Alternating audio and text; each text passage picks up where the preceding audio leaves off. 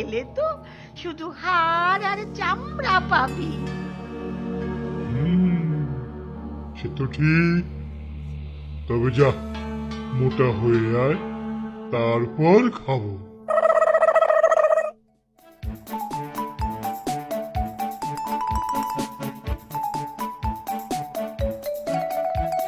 বুড়ি চলে লাঠির ভরে, মাথা নড়ে ঠক ঠক করে।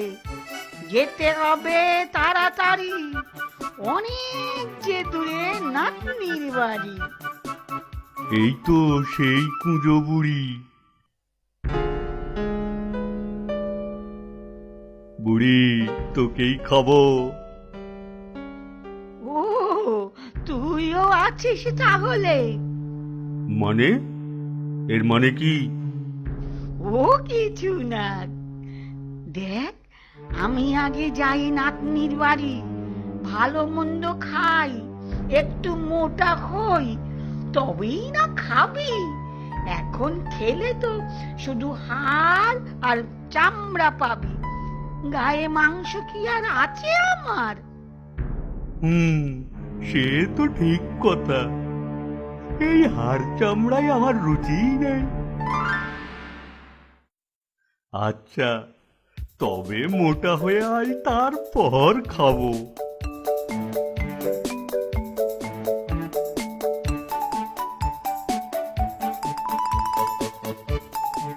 যা হতচ্ছাড়া মুখের দল, সবাই কিনা আমাকে খাবে, তোরা কাঁচকলা খাবি?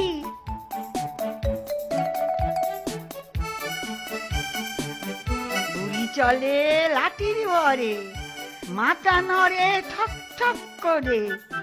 যেতে হবে তাড়াতাড়ি, অনেক যে দূরে নাতনির বাড়ি।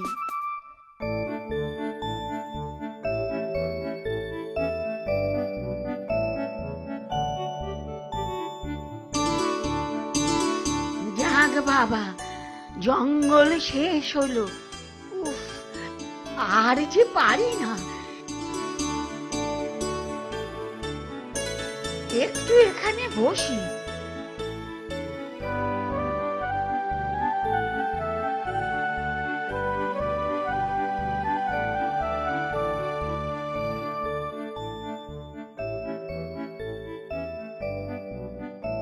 আরে কুঁজো বুড়ি যে, আরে কতদিন পরে দেখলাম।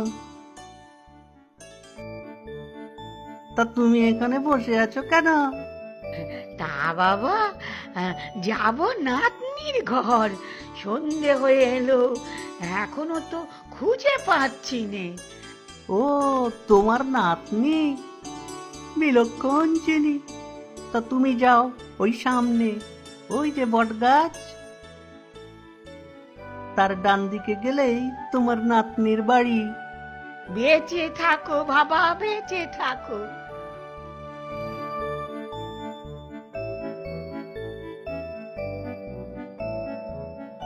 ওই তো আমার নাতনির বাড়ি, এবারে ঠিক চিনেছি।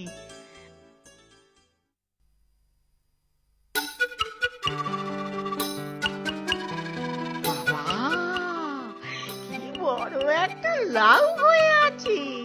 নাতনি, ও নাতনি! কে? ও মা, দিদিমা যে। এসো এসো, ভেতরে এসো। কি যে আনন্দ হচ্ছে আমার। তা কেমন আছিস বল? ছেলে মেয়েরা সব ভালো আছে তো? হ্যাঁ গো, সবাই ভালো আছে। তুমি আগে ভেতরে এসো তো। আগে একটু খেয়ে জিরিয়ে নাও, তারপর না হয় গল্প করা যাবে। ঠিক আছে, ঠিক আছে, চল। বুঝলি নাতনি, তোর এখানে দই আর ক্ষীর খেয়ে খেয়ে এমন মোটা হয়ে গেলাম, আর একটু মোটা হলে তো ফেটেই যাব। কি যে বলো দিদিমা, কত দিন পর এলে, একটু ভালো মন্দ খাবে না? তুমি আর কটা দিন থাকো এখানে। না রে নাতনি না, অনেক দিন হলো বাড়ি ছেড়ে এসেছি। ওদিকে যে কি অবস্থা কে জানে। রঙ্গা বঙ্গাও একা আছে, এবার আমায় যেতে হবে। আর কদিন না হয় থেকেই যেতে। না রে না, এবারে নয়, আমি আবার আসবো। যাবেই যখন, তাহলে কিছু খাবার বেঁধে দিচ্ছি, রাস্তায় যেতে যেতে খাবে। না না না না, সেসব লাগবে না। যা মোটা হয়েছি, এবারে হেঁটে যেতে পারবো না, গড়িয়ে গড়িয়ে গড়িয়া যেতে হবে। তবে অন্য বিপদ আছে। আবার কি বিপদ? বনের পথে ভাল্লুক, বাঘ আর শিয়াল হাঁ করে বসে আছে, আমাকে দেখলেই ধরে খাবে। তবে আমারও আর দুঃখ নেই মরে গেলে, তোর সাথে দেখা তো হয়েই গেল, যা থাকে কপালে। আজ আমি আসি নাতনি।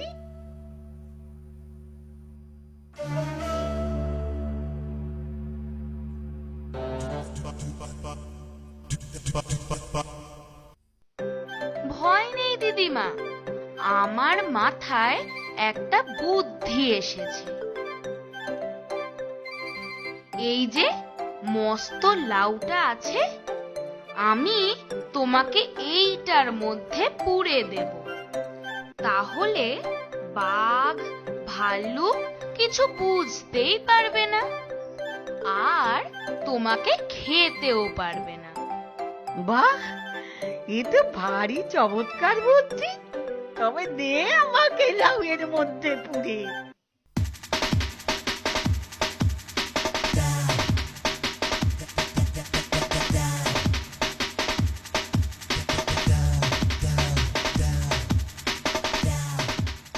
বাহ দিদিমা, তোমাকে তো দেখাই যাচ্ছে না।